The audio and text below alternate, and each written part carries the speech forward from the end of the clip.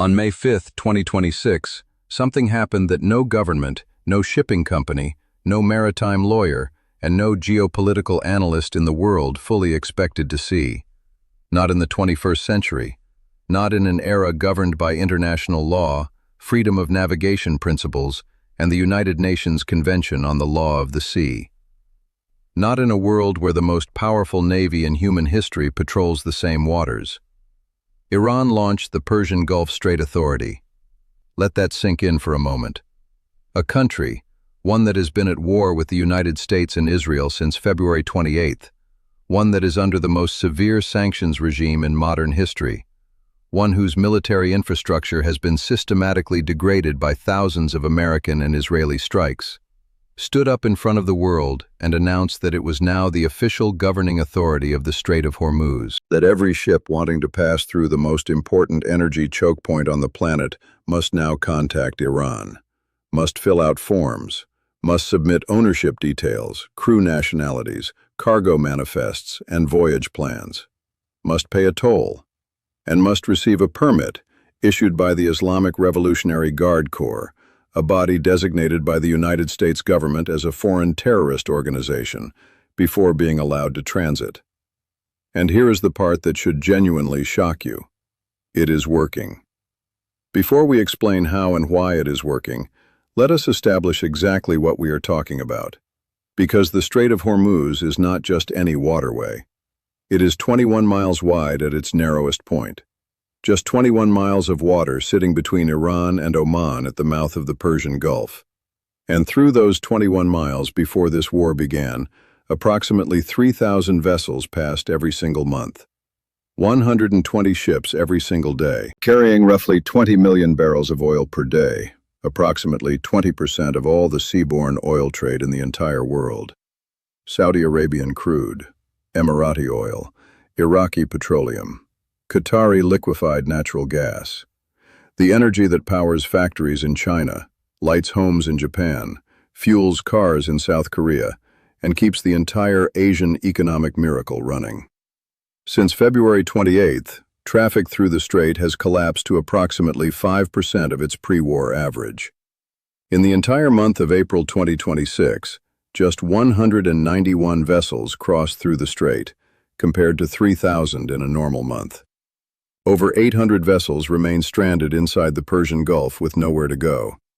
22,500 mariners, human beings, civilian sailors with families and lives and no part in starting this war, are trapped aboard those vessels in increasingly dangerous conditions. And now Iran has formalized its control over the one route that could get them out.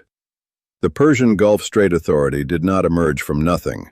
It is the institutionalization of something that had already been developing for weeks. Since late March, ships had been quietly trickling through the strait using a route that Iran's IRGC had designated, a corridor that channels traffic through Iranian territorial waters past Larak Island, enabling checks by the Iranian Navy, inspections by IRGC personnel, and increasingly, collection of fees. Iranian lawmaker Alaeddin Boroujerdi confirmed the toll practice openly in late March, stating without embarrassment that because war has costs, naturally, Iran must take transit fees from ships passing through the strait.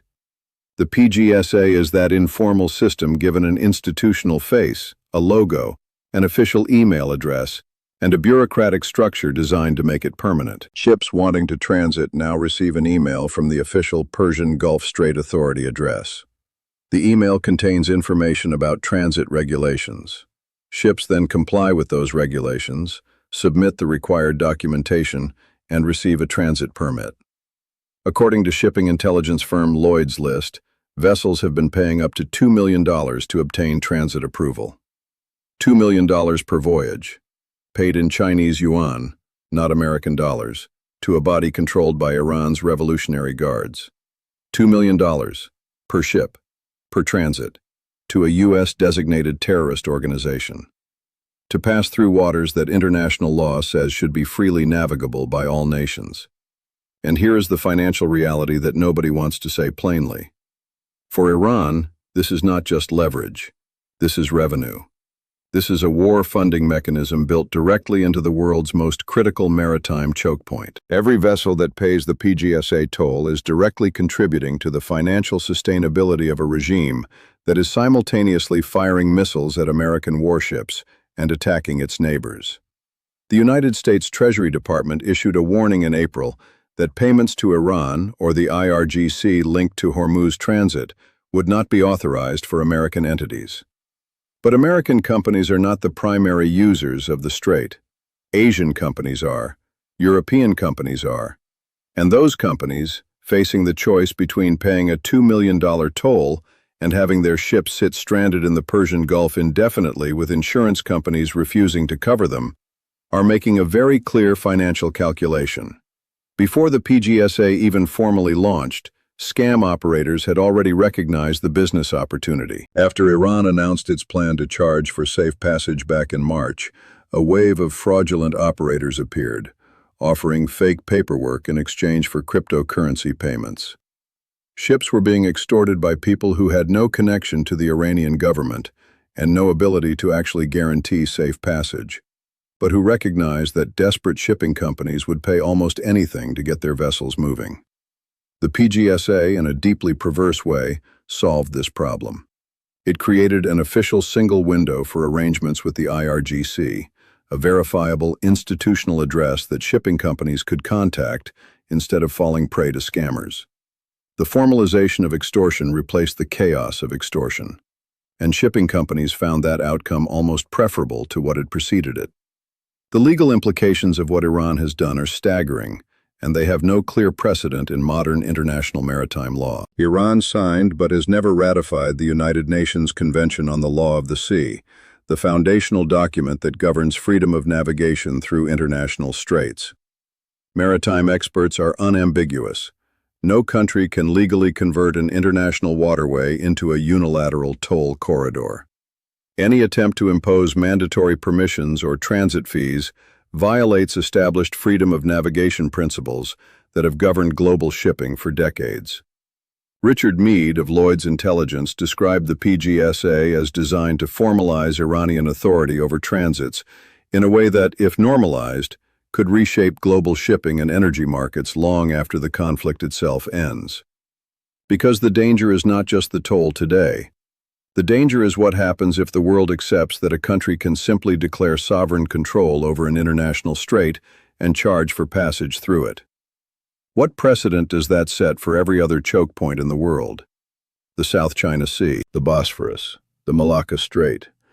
If Iran gets away with this, if the Persian Gulf Strait Authority becomes an accepted feature of global maritime reality, then the entire framework of freedom of navigation that has underpinned global trade for 3/4 of a century begins to crack.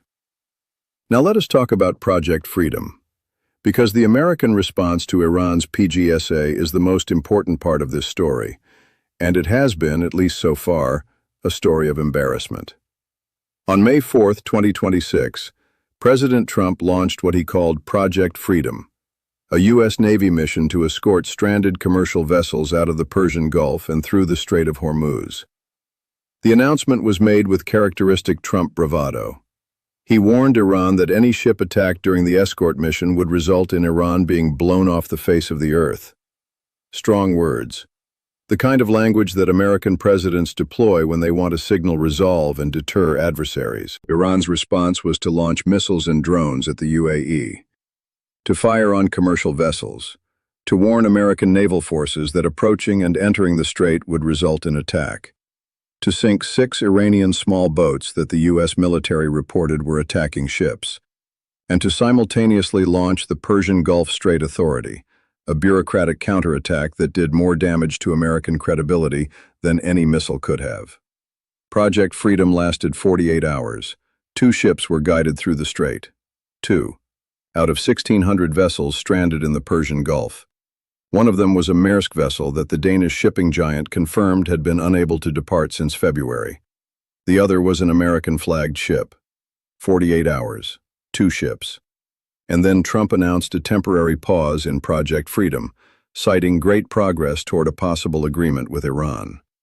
The shipping industry's response was devastating in its clarity. Gene Soroka, executive director of the Port of Los Angeles, one of the most important trade officials in the United States, said that nothing short of a true peace accord that is demonstrated and proven will gain the confidence of the commercial shipping community. He said he had not spoken to a single shipping executive willing to take the risk of transit with or without U.S. military escort, because the insurance implications are catastrophic. Wartime clauses in maritime insurance contracts do not require insurers to cover vessels damaged in a war zone. Moving a multi-million-dollar ship through the strait without insurance backing, even with a U.S. Navy escort, means that if something goes wrong, the shipping company absorbs the entire loss. And Iran has proven repeatedly that it can hit things it wants to hit. Meanwhile, Iran's PGSA is processing applications. Ships are paying tolls. Traffic through the Iranian-designated corridor, past Larak Island, through Iranian territorial waters, under IRGC supervision, is the only functioning transit route through the strait. And most vessels that have transited in recent days have used that route. The official IMO corridor, the lane that international law designates as the standard passage through Hormuz, has been almost entirely abandoned. America's preferred route is empty. Iran's toll booth is doing business. The money flowing through the PGSA tells a story about geopolitical power that no battlefield update can capture. Iran is receiving up to $2 million per vessel from an unknown but growing number of transiting ships, in yuan, through an IRGC-controlled entity. The revenue is unquantifiable precisely because the transactions are deliberately structured to avoid American financial monitoring systems. But with even a small fraction of the vessels needing to transit paying this toll, the revenue implications are significant, and they flow directly to the same military structure that is simultaneously fighting a war against the United States. Russia is watching all of this with barely concealed satisfaction. Every day the Strait of Hormuz remains under Iranian control, global oil prices stay elevated. Every day global oil prices stay elevated, Russian oil revenue, even at discounted prices to China and India, increases. Russia is collecting an indirect financial dividend from the Strait crisis without firing a single missile in the Gulf. China is buying 90% of Iran's energy exports and processing PGSA payments in yuan, quietly building a financial infrastructure around the new Iranian Maritime Authority that operates entirely outside the dollar system. The de-dollarization of the world's most critical energy choke point is happening in real time, and most of the world has not yet grasped the implications. Here is the bottom line. Iran has done something that no country has successfully done in the modern era. It has converted an international waterway, a strait that international law says belongs to everyone, into a toll booth that it controls, that it profits from, and that the world's most powerful navy has so far been unable to reopen on its own terms. The UN ambassador who called it a bribe was technically accurate. It is extortion dressed in bureaucratic clothing. It is a terrorist organization charging shipping companies for protection, and the protection is from the same terrorist organization doing the charging. But calling it a bribe does not make it stop. Condemning it does not dissolve the PGSA. And 48 hours of Project Freedom, followed by a pause, does not restore freedom of navigation to the world's most critical energy choke point. Iran has planted a flag in the Strait of Hormuz. The world is deciding whether to acknowledge it.